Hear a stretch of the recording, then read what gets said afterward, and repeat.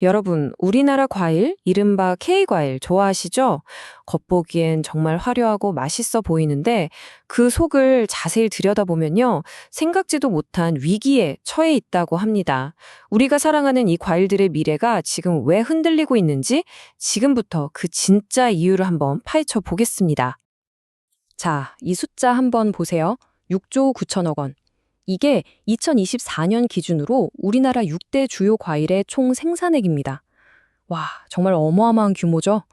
이 숫자만 보면, 와, 우리 K 과일 시장이 정말 잘 나가는구나 싶으실 텐데, 사실 이 화려한 숫자 뒤에는요, 아주 위험한 진실이 숨어 있습니다. 현실은 꼭 시소타기 같아요. 한쪽에서는 생산액이 매년 7%씩이나 쑥쑥 크고 있는데, 다른 한쪽에서는 정작 과일을 키워야 할 땅, 그러니까 재배 면적이 매년 0.8%씩 계속 줄어들고 있다는 거죠.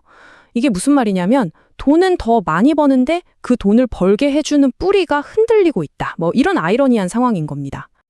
아니 도대체 이 위기는 어디서부터 시작된 걸까요?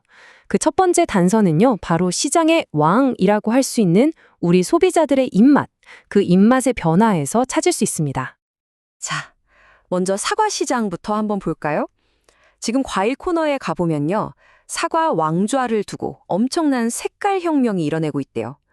오랫동안 사과는 빨간색이라는 공식을 지켜온 이 빨간 사과 앞에 아주 강력한 도전자가 나타났다는 겁니다. 결과가 진짜 놀라운데요. 소비자들이 직접 맛을 보고 점수를 매겼더니 노란 사과가 4.0점, 빨간 사과는 3.9점을 받았어요. 에이, 겨우 0.1점 차이인데 하실 수도 있지만 이게 사실은 시장의 판도가 완전히 뒤집히고 있다는 아주 강력한 신호탄 같은 겁니다. 자, 이렇게 사과 시장에서는 새로운 바람이 불고 있는데 안타깝게도 다른 인기 과일 쪽에서는 좀 심각한 품질 위기 신호가 잡히고 있습니다. 5점 만점에 3.3점. 이게 바로 한때 과일계의 황제였던 샤인머스켓의 현재 맛 만족도 점수입니다.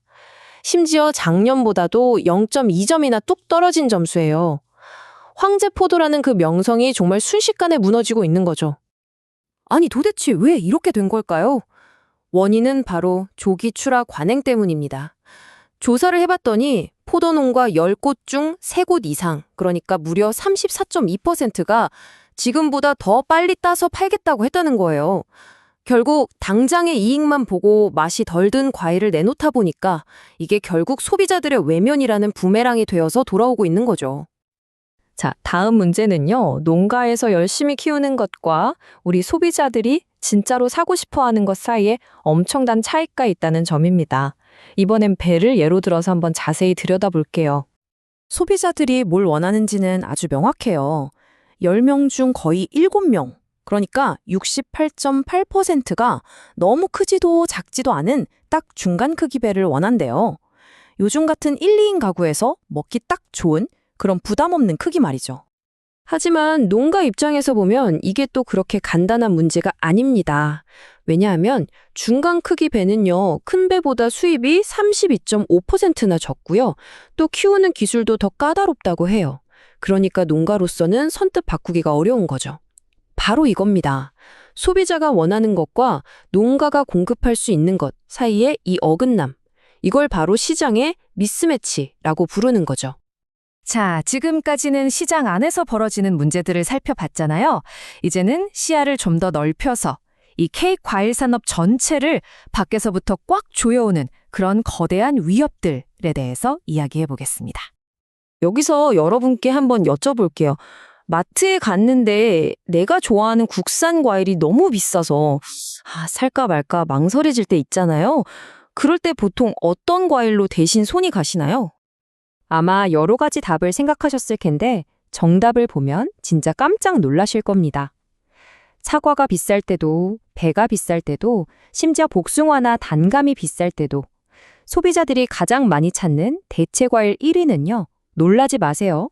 바로 바나나였습니다. 알고 보니까 우리 K과일의 가장 무서운 경쟁자는 바로 옆에 있는 다른 국산 과일이 아니었던 거예요. 저 멀리 바다 건너온 바나나였던 거죠. 자, 그럼 이런 안팎의 압박이 계속된다면 과연 우리 과일 산업의 미래는 어떻게 될까요? 미래를 예측한 자료를 보면 솔직히 좀 암울합니다. 앞으로 10년을 내다봤더니요. 포도는 매년 1.2%씩, 사과는 0.7%씩 이런 식으로 거의 모든 주요 과일의 생산량이 줄어들 거라고 합니다. 이게 뭐 1%, 0.7% 하니까 별거 아닌 것 같지만 절대 얕보면 안 됩니다. 이게 마치 복리 이자처럼 매년 차곡차곡 쌓인다고 생각해 보세요. 10년 뒤에는 우리 식탁에서 국산 과일 몇 가지는 아예 구경도 못하게 될 수 있다는 그런 무서운 이야기입니다. 자, 정말 사방이 위기입니다. 그럼 우리 K과일, 이대로 그냥 주저앉고 마는 걸까요? 다행히도 아직 희망은 있습니다. 전문가들이 내놓은 생존 계획이 있거든요. 한번 같이 보시죠. 전문가들이 말하는 핵심 생존 전략은 크게 세 가지입니다. 첫째, 기후변화에도 잘 견디고 요즘 소비자들 입맛에도 딱 맞는 신품종을 계속 개발해서 보급해야 하고요. 둘째, 일할 사람이 부족한 문제는 스마트 농업 기술을 도입해서 풀어야 합니다. 효율을 높이는 거죠. 그리고 마지막으로 어쩌면 가장 중요한 건데요. 한번 무너진 소비자들의 신뢰를 되찾기 위해서 아주 철저한 품질 관리 시스템을 다시 만들어야 한다는 겁니다. 자, 이렇게 해결책은 나와 있습니다. 하지만 사실 기술이나 정책보다 더 중요한 마지막 질문이 하나 남는 것 같아요. 과연 우리가 사랑하는 이 K과일을 지켜내기 위해서 농가뿐만 아니라 정부, 그리고 이걸 사 먹는 우리 소비자들까지 우리 모두가 이 모든 어려움을 함께 감수하고 바뀔 준비가 되어 있을까요? 그 변화에 대한 의지가 과연 충분할까요? 아마 이 질문에 대한 우리의 답이 앞으로 K과일의 미래를 결정하게 될 겁니다. 오늘 이야기는 여기까지입니다.